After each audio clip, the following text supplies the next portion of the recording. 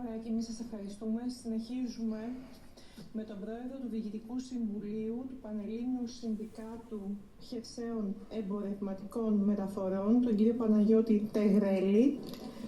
Να πω ότι το Συνδικάτο σας έχει στείλει και υπόμνημα. Ναι, κυρία Πρόεδρε. Παρακαλώ, έχετε το λόγο για 3 λεπτά. Καλησπέρα σας. Κυρία Πρόεδρε, κύριε Υπουργέ, αξιότιμοι κύριοι βουλευτές, κυρίες και κύριοι, το Πανελλήνιο Συνδικάτο Χερσαίων Εμπορευματικών Μεταφορών έχει στους κόλπους του όλες τις δραστηριότητες μεταφοράς και γύρω στους 35.000 αυτοκινητιστές σε όλη την Ελλάδα, εκπροσωπώντας την εθνική μεταφορά.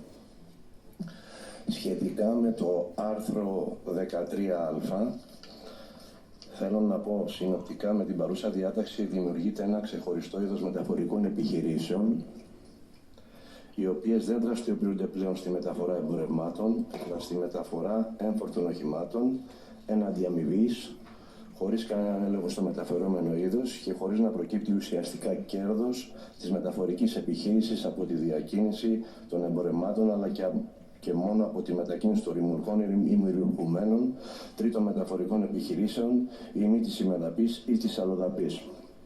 Η συγκεκριμένη διάταξη πάσχει νομιμότητας, διότι οι προϋποθέσεις θέσης κυκλοφορίας ρημουλκών ή μη ρημουλκουμένων από μια μεταφορική επιχείρηση είναι τελείως διαφορετικές από αυτές που διέπουν την έκδοση ιδιωτικής χρήσης οχημάτων των παραπάνω κατηγοριών. Οι προϋποθέσεις ασφάλισης και μεταφοράς των προϊόντων επί των συγκεκριμένων οχημάτων είναι τελείως διαφορετικές. Η συγκεκριμένη διάταξη θα οδηγήσει με βεβαιότητα μεταφορικές επιχειρήσεις μικρού και μεσαίου μεγέθους εκτός του χώρου της οδικής εμπορευματικής μεταφοράς, αλλά θα δημιουργήσει και συνθήκες αθέμητου ανταγωνισμού σε σχέση με μεταφορικές επιχειρήσεις άλλων χωρών, πόσο μάλιστα τρίτων χωρών. Η ίδια διάταξη φέρει επίσης μεγάλα κενά ως προς τον τρόπο τέλεσης και τους όρους τέλεσης μιας τέτοιας μεταφοράς. Βιτίο λιμάτων δημόσιας χρήσης θα μπορεί να έλκει με τον πύρο έλξης που νόμιμα διαθέτει μη ρημουλκούμενο, το οποίο είναι έμφορτο με εμπορευματικά προϊόντα. Μήπως φορτηγό φίδελ ταχύ μεταφοράς κυροδέματος θα μπορεί να έλκει κατά τον ίδιο τρόπο ημιρημουλκούμενο ψυγείο. Βάσει αυτού λοιπόν θέλουμε να προτείνουμε στην προσθήκη του άρθρου 13α, προσθήκη στην παράγραφο 2, κατά την έλξη ρημουλκούμενου ή μη ρημουλκούμενου οχήματος, σύμφωνα με την περίπτωση Β της παραγράφου 1, ο οδηγός του μηχανοκίνητου οχήματος υποχρεούται να φέρει έγγραφο που περιέχει επικυρωμένο συμφωνητικό των μερών από ΑΔΕ, περιφέρεια μεταφορών στην οποία υπάγεται, και έχουν διατεθεί στα οχήματα τους αριθμούς κυκλοφορίας των οχημάτων, τις διαδρομές και το χρονικό διάστημα της έλξης. Όσα εξαιρούνται από τα παραπάνω άρθρα, εξαιρούνται όσα οχήματα υπάγονται στην υποχρέωση ADR ή τη βιτιοφόρα μεταφοράς καυσίμων, τροφίμων και οχήματα μεταφοράς καπνικών προϊόντων.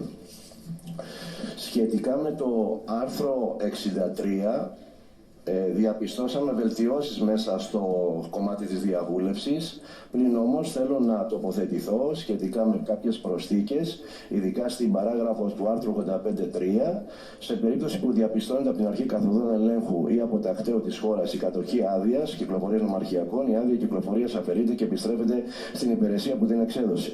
Με την παρέλειψη 6 μηνών και αν ο ιδιοκτήτης δεν συμμορφωθεί με τις παραγράφους 1 ή 2 του παρόντος, η άδεια νομαρχιακών μεταφορών ανακαλείται οριστικά από την αρμόδια υπηρεσία μεταφορών και επικοινωνιών της περιφέρειας, η οποία την εξέδωσε.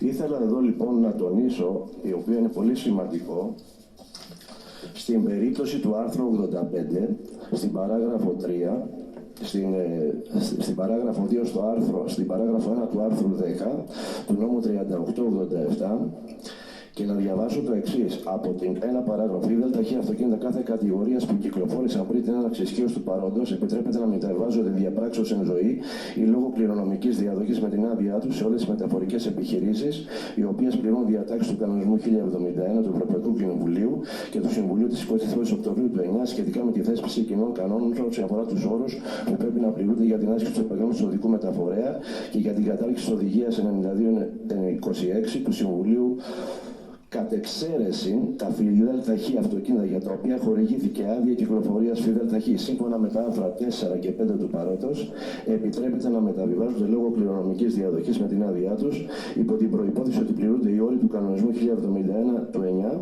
Η κληρονομική μετάβαση στο δεύτερο εδαφείο επιτρέπεται μόνο μία φορά για κάθε ΦΔΧ με αρχική χορήγηση.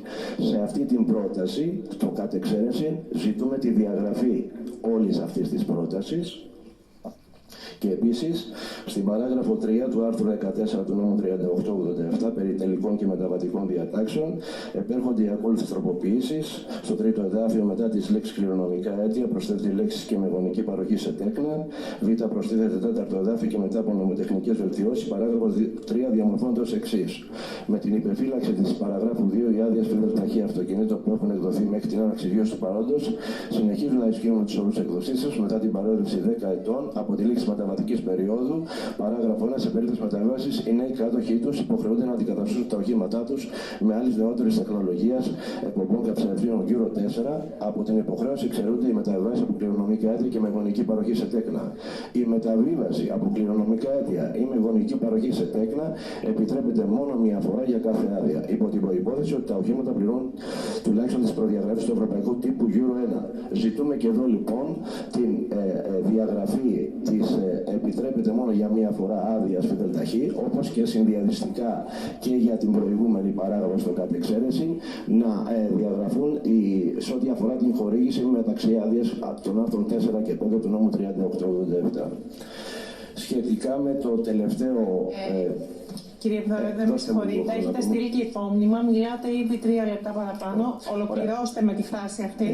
Το υπόμνημά μας θα ήθελα να αναφερθώ, οπότε υπάρχει αφορά την οδική βοήθεια, οπότε δεν νομίζω ότι μπορώ να συνεχίσω. Ωραία. Λοιπόν, το λόγο έχει, ευχαριστούμε πολύ, το λόγο έχει